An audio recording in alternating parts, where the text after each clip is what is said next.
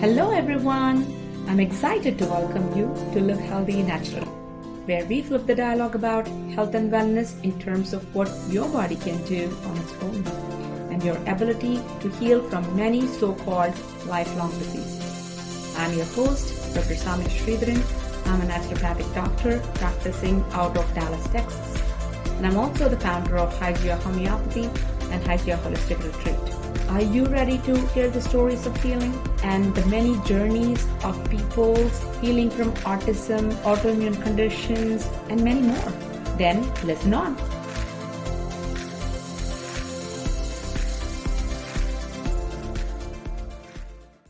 Hello, everyone. I am excited to bring you another guest to my podcast, Live Healthy Naturally. We are available on Google, Apple, as well as Spotify and iHeartRadio. So definitely subscribe to our podcast so that you can constantly get every time we actually have an episode published. You'll be able to get the notifications and you'll be able to listen to many, many more of the healing stories. So, this is just one of those things that I truly love doing. Because even for me, when I actually do these podcasts, it's very conversational. We don't really rehearse any of the things that we talk about in this podcast. So which means that I may have taken the case history of a patient, of the person that I'm interviewing. And sometimes I don't remember those stories because it was many years ago, probably when I took their case history. And then, when I'm doing the podcast, I'm like, oh, that's what you had. Okay, I can't even remember that kind of a thing. So it's always nice for me to be surprised along with you, and I'm doing these interviews as well. So today, with no further ado, I want to introduce you to my guest. It's kind of very interesting story how I got to know our today's guest. So her mom was actually my godmother, and her entire family had been of such immense help to me in so many different ways. I mean, they had been really the family that I didn't really have at the time that I needed the most. And with such love, with such compassion, they welcomed me into their homes. And today's guest wasn't really my friend at that point in time. She was young when I was in college. So I met their family when I was in college. So it was just such a wonderful family that I had the honor of being around and learning so many things that I learned from her mother. And it just so happened that after so many years, I got to actually, talk to her and have the privilege of treating Miruna, who is our guest today. And so that's what I want to bring. So obviously it's a very, very special family, a special person for me. I am so deeply indebted to her entire family for how they treated me and how they welcomed me in their home. So I am so excited to have you on this. Thank you so much, Miruna, for coming on the show. Hi. So Miruna, thank you so much for joining me today and listeners and being willing to share your story, because it's again, every person like you who is willing to share your own healing journey helps us share the stories of possibilities. So I appreciate you coming on today. Can you tell our listeners a little bit more about you and your background? Hi, everybody. So I'm Miruna. I was born and raised in India and moved to the US 8 years ago. And I've been living here in California ever since. I have a 5-year-old son. Thank you for that. So tell me, how were you raised in India, and growing up, how was your health, and what were your go-tos? Like, your family would go to what kind of treatment options, were there a lot of home remedies that you used, your grandparents, did they teach you anything growing up in that way? I know that India is, obviously I'm from India, and so we have a lot of culture and a lot of herbs and things like that a lot of people actually know automatically just because it's used in the family. So what kind of a background did you have growing up? Back home, it was always a lot of herbs, of course. We used a lot of herbs to make food. Mm-hmm. So every day there would be herbs in soup that we would consume. Mm-hmm. And for cold, for cough, it was always home remedies. Mm-hmm. And any digestion issue, Mm-hmm. any tummy problems, it was always home remedies. Other than emergency Uh-huh. or of that sort, the rest would always be home remedies. Okay. So when you came to the United States, I suppose that you came after you got married. Yeah, So when that's right. you came here, did you come with a lot of knowledge of that and using those kinds of things at home, or did it change over a period of time for you as to how you looked at health and using these kinds of herbs and natural remedies? Yes, I incorporated some of them even after coming to the US. Mhm. But then there's always the other part, right? Where you indulge in different food. I mean, coming to a different country.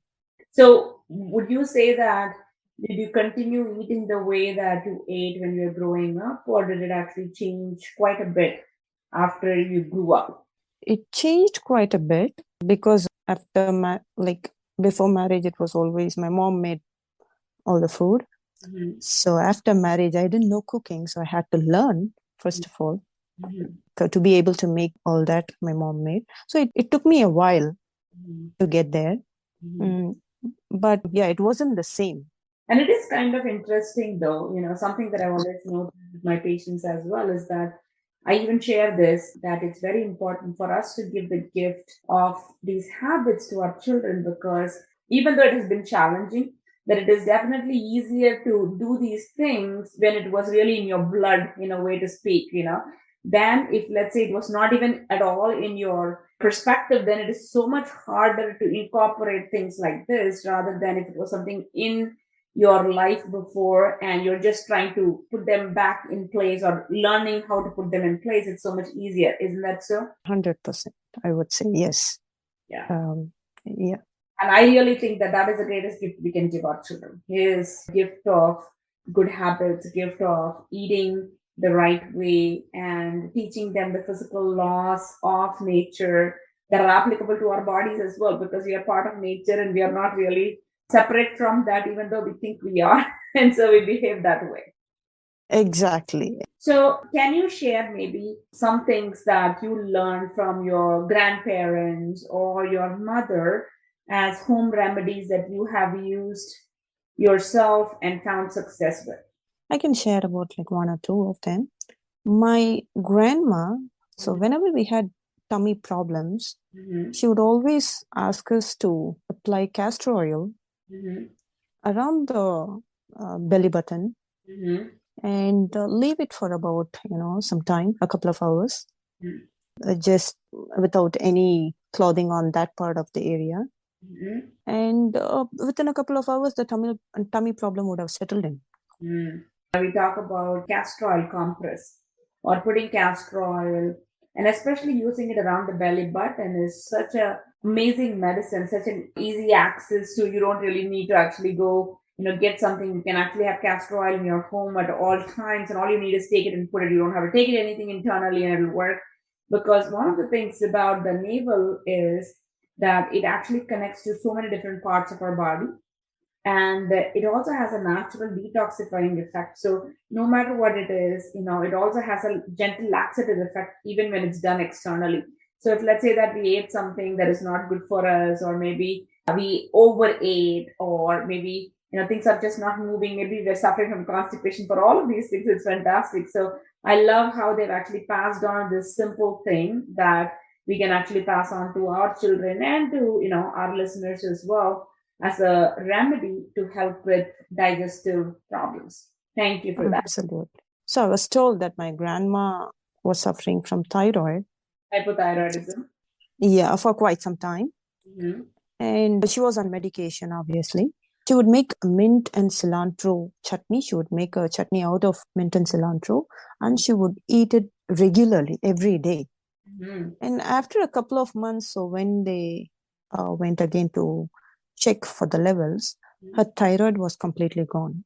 Mm-hmm. Her thyroid levels are completely normal Completely, yeah. from the It medication. was normal. So that was something that was very new to me, Mm-hmm. but interesting as well. Yeah. And the thing is, if you notice in the northern part of India, they use mint cilantro chutney for everything, on everything. And again, how in India many foods were used as medicine without even realizing that aspect of it is just amazing to me. The more I realize, the more I actually obviously interview people and hear their own stories and understand more about every single one of these practices that we've had. It's amazing. So, and your grandma was able to get off of the medication. Yeah. Yeah, and then she was actually cured of hypothyroidism. Yeah, she never had any symptoms of that after that. And you also, before we actually started, you did mention that she also had goiter. Yeah, she had goiter. Yeah. Yeah, okay. And again, I mean, if you think about this for a moment in today's culture that we live in, none of this is ever heard of even. And that's also the reason why I do these podcasts, because it's amazing these stories that exist around us, but we don't necessarily pay attention, even if it's in our own families, right? We just poo poo it, and then we listen to whatever the conventional wisdom says now that once you have hypothyroidism, you have it for the rest of your life.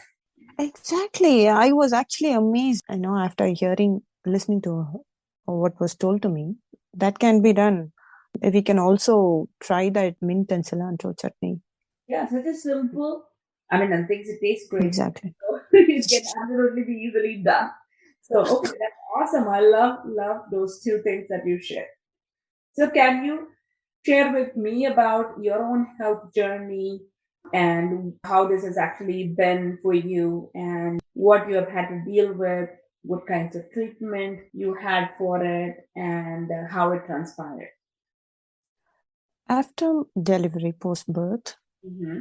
And you only I have one was, child, right? So it's after yes. child pregnancy and labor. Okay. Uh-huh. So I was diagnosed with hypothyroidism. My TSH levels were like really high. Mm-hmm. So that's when I thought, okay, I should look into some sort of treatment. Mm-hmm. And you also Oh, have goiter, correct? yeah, I had a very mild goiter. So I thought, okay, fine, now I have to look into treatment.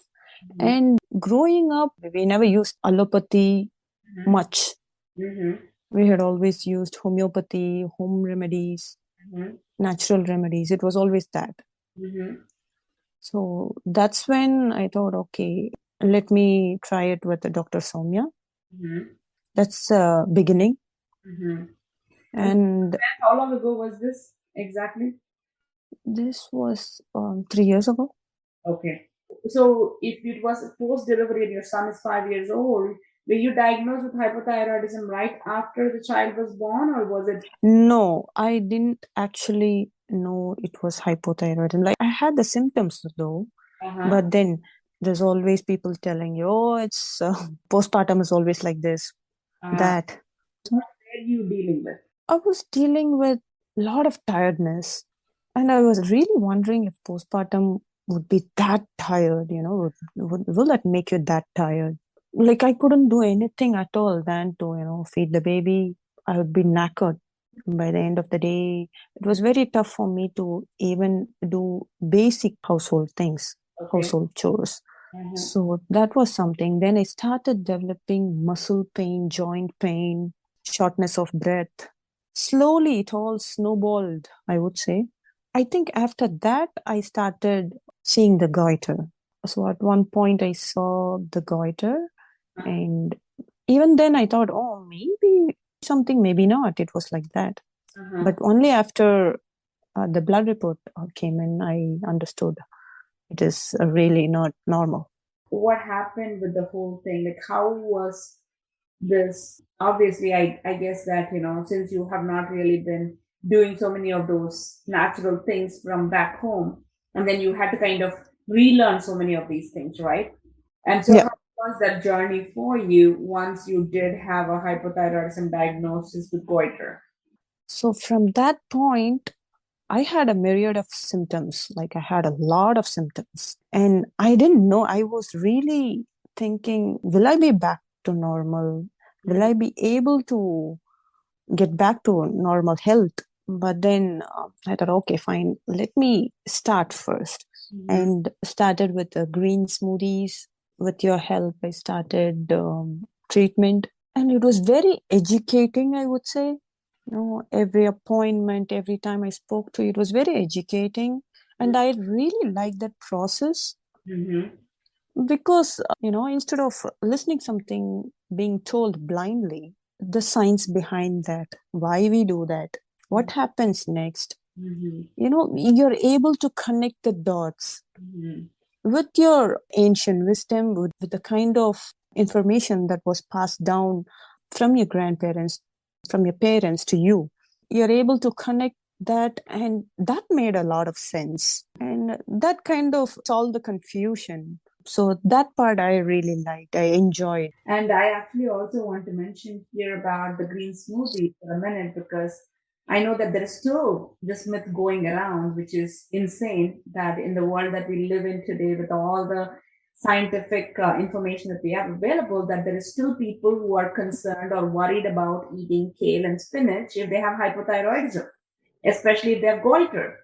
And because people think that, well, it is a goitrogen, so I should not eat any kind of cruciferous vegetable. So kale is a cruciferous vegetable, broccoli is a cruciferous vegetable, cabbage, cauliflower, all these are cruciferous vegetables, and so I won't eat them. And I've actually seen it time and time again, and I still actually deal with people who think that. So, and with this, I want to take that opportunity and say that with pretty much every single patient of mine who have hypothyroidism, I put them on all the different vegetables possible, and it is so healing for you. It is not true that it is actually goitrogenic, and actually the effects of the goitrogenic effects that it has mildly is absolutely not, it kind of is so little compared to the benefits that you get from it, that you should not avoid those kinds of vegetables at all. And they are so, so beneficial.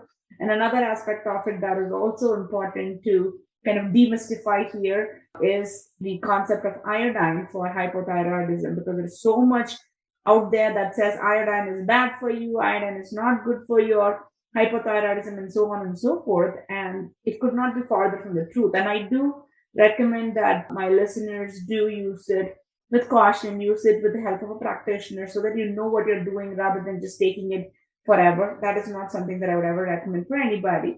But it is something that a lot of people need. Iodine deficiency is probably one of the most common forms of deficiency in the case of hypothyroidism that I see, especially postpartum. And so that was another thing that we started doing for you as well. So I just wanted to bring that up here and clear some of that, doubts and confusion that exists around those topics. True. I was told by a lot many people not to eat cruciferous vegetables because I have thyroid, and yeah, I wouldn't listen to them anyways. So it's like I know what I'm doing. So Yes, yeah, and but that's the misconception. and Yeah, that's around. unfortunately can really rob us of our possibility to heal, because we are obviously also coming from a place of fear and worried about, oh, something bad's going to happen from eating really, really, really nutritious, highly anti-inflammatory, antioxidant rich foods. We'll be avoiding those in the fear of actually having something because something was told by somebody. Yeah, that's very true. And so I'm sure through this process, there have been lots of challenges. So, what are the challenges that you had faced, and how did you overcome these challenges? It took me a while to get into the process And because it what was was challenging about it for you to get into it? in the beginning. It took me a while for my digestive system to accommodate and to adhere. But yeah, it was just a month or two, and those 2 months, I was like, oh, should I give up or should I keep pushing? It was like that. It was a bit confusing. But after that, the digestive issues settled in. Then I was hopeful I could do it, Okay. So, and I started liking. what really made you push through that? So, first, when you felt like you wanted to give up, but then you pushed through it, what helped you do that? Yeah. So first I thought, I think I am. Let me be honest. I think first 2 times I literally threw up when I tried to drink the smoothie because I think I made it uh, in such a way that it wasn't tasty at all. So I was being very brutal with that. So I thought, okay, maybe I add some more frozen fruits. To find a combination that would taste good, it took me a while. So until then, I was like, oh, I should give up. No, this is not for me. Oh my God, what am I doing? So it was like that. So, but once I found that combination, I stuck to it. I'm still, till date, I stick to the same combination, except for amazing. It tastes amazing. And any day, if I don't drink my smoothie, it will be like a different day. It's like, oh my God, I'm missing something major. So, Mhm. yeah. I mean, I think the green smoothie has been such a game changer in so many people's lives in my practice, because sometimes I actually am treating a person, and then obviously the rest of the family starts drinking it as well, and they are all seeing the benefits of it as well. And I always say that, it's so wonderful that, I get to treat four people for one. That's wonderful. That way you don't all have to become a patient, so you can prevent some things from happening. And for our listeners, I do want to direct you to our YouTube channel or our Facebook or Instagram page. And if you go to the videos, you will actually see how to make a good green smoothie. So obviously, after so much of feedback from so many people of how they didn't know how to make a good smoothie that tasted good as well, and it's good for you, I actually made that video. So you definitely can go watch that and learn how to make a good smoothie, so that you also can benefit from what she's talking about. Yeah. So, okay. Yes. And after that, what has it been like for you, and how do you feel now, whole experience of it? And would you do it any differently, knowing the things that you know today? If let's say that, you would you actually go take a different kind of treatment or do things differently? Of course, no, Of course I not. wouldn't. I Okay. wouldn't, because this whole healing process Mhm. has shed light on so many things. I Maybe. was unaware of, like, how the body works, how everything is connected. Like, I didn't know that. Mhm. Mhm. Like how the entire body is connected, and your teeth says something about your entire body, eyes says a lot of things about your entire body. So everything is connected, and mm, how micronutrients matter a lot, how it trace minerals, they are all very important, how a deficiency in those minerals can cause diseases. Mhm. So many things.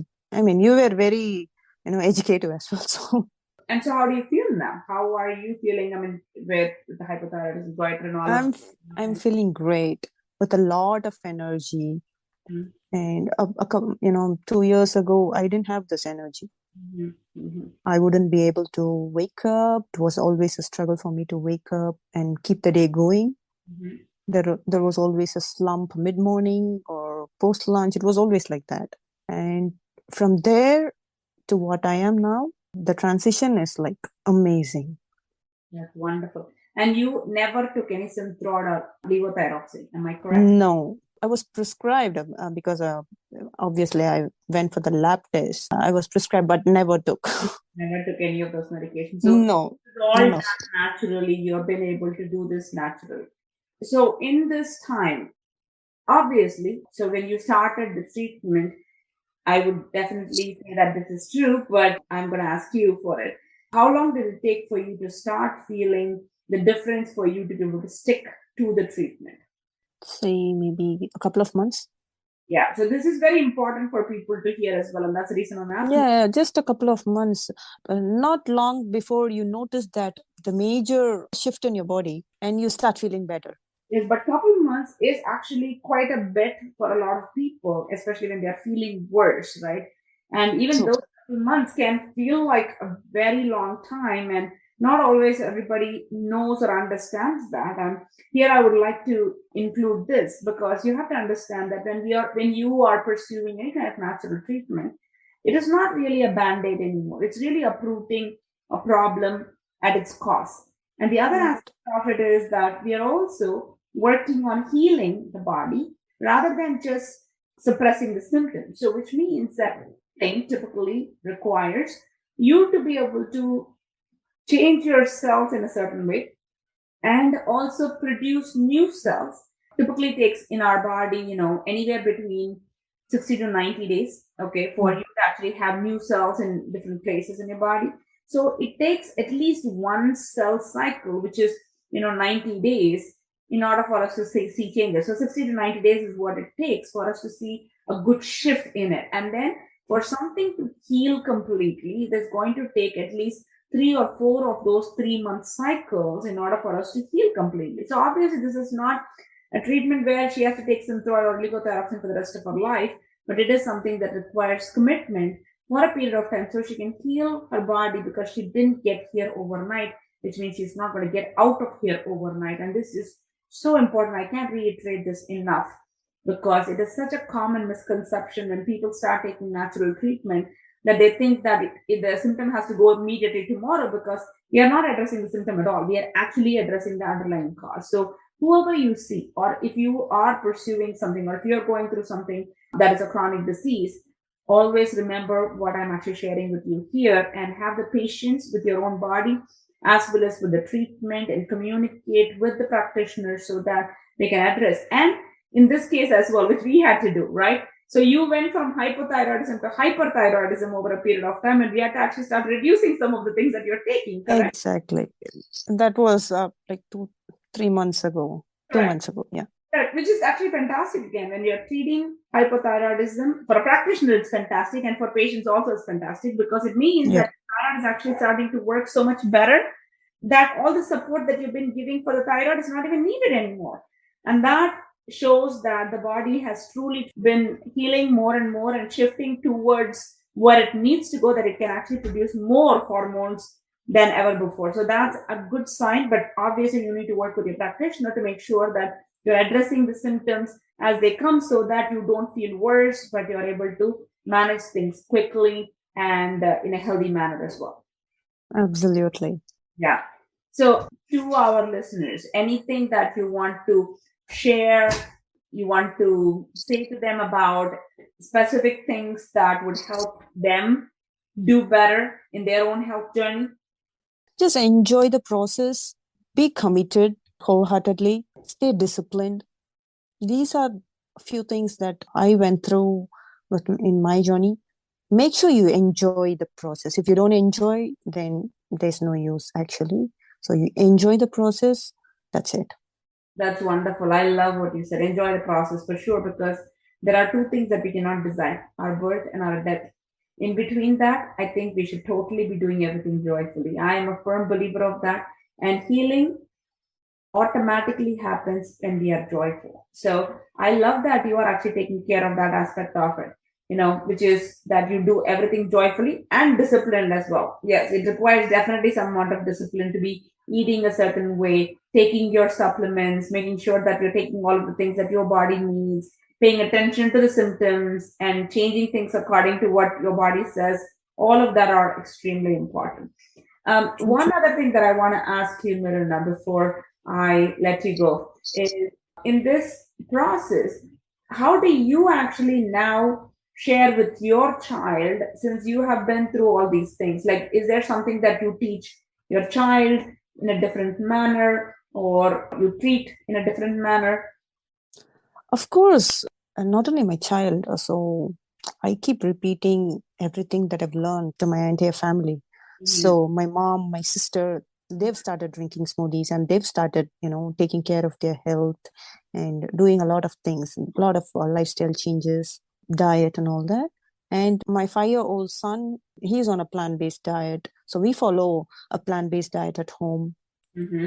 And my husband and my kid both, they drink smoothies to me every day, green smoothies. It's actually wonderful to see your kid following all this. He also enjoys eating plant-based food. Yes, that's wonderful. And something that I want to mention about plant-based, it is something that I consider as medicine, is our food. And something that I do recommend a lot of people to eat is a lot of whole food plant-based foods, because of the life force in them. And in every system of medicine that I know of that is healing, not just something that band-aids, it talks about different kinds of ways of the same thing, which is in Ayurveda, we call it prana. In Chinese medicine, it's called the qi. And in Japanese, it's called ki. And then in homeopathy, it's called as the vital force or the life force. And all of this indicates that there is a force within us, a life force that moves within us to move nutrition, to move blood into the tissues to make the tissues functioning optimally and healthy. So if we want to keep this life force moving well, we need to have lots of alive foods, foods that are alive. And vegetables and fruits and whole food plant-based diet is a very alive diet. It means that it actually gives you the life force that needs to be moving through your body to keep you healthy. And that's what I recommended here as well. And the most amazing thing that I love about, every single one of the people that I interview is that they take it and make it their own. It is my concept, my understanding, my education that I get to teach them, but they get to make it their own. And then they actually spread that beauty and their light into other people's lives and teach other people. And it is just such a wonderful thing to see. And I have seen you from being a middle schooler to here as an adult, just spreading your wings and being this most amazing mother, wonderful human being. So Thank you. I'm grateful. I'm grateful for being a part of your health journey. Thank you. I would like to add something to the viewers. Please attend Dr. Sowmya's webinars if she's going to conduct any, because that made a lot of change. That brought a lot of change in me. To be able to understand a lot of things, you need some education. So that was something very educative. I really enjoyed those webinars. And also she educates in her Instagram Reels, YouTube. Ask her a million questions, get to know a lot of things. Yeah, focus on your health and well-being. It is true, because the thing is that I think we actually have such a paradigm about health that's wrong. And that's where the problem starts really. It is the paradigm that we have about our health that is wrong, that's contributing to so many of the diseases. So if there is coming in for a consultation is absolutely wonderful, because to anybody that you go, because it helps you understand in which path you're going to go with your health, with your disease. But then if you don't really understand why you do what you do, and if you don't have a paradigm shift happen internally, then it actually makes it difficult to do anything. And that's exactly what you're saying about the webinars that help you do a paradigm shift. And because of the paradigm shift, you've been able to enjoy the process. And actually now it's even made simpler, because we are now offering all our listeners, our patients, everybody, the health drive. And it's actually only $1 for 7 days of trial. And then they actually, can sign up for it for $49 a month. And you have access to every single webinar that I've ever done before, every single course I've ever taught before. Everything is available, so that, I keep trying to make it easier for people to access. Finance should not be a thing that actually stops people from learning about their own bodies and health and making this paradigm shift. So for you listeners as well, we'll include the link for here. Thank you, Miruna, for bringing that up. So we'll include that link as well. So if you want to actually learn more and even take care of your own health, it's not something that you need to go to somebody. According to me, if you can take care of your own health, you must. And if you can do things preventatively, then you will actually prevent diseases from even happening that you wouldn't need me or anybody else like me. So that's what we hope to always achieve, from all of these podcasts and all that as well. So thank you so much, Miruna, for joining me today and sharing everything. Thank you.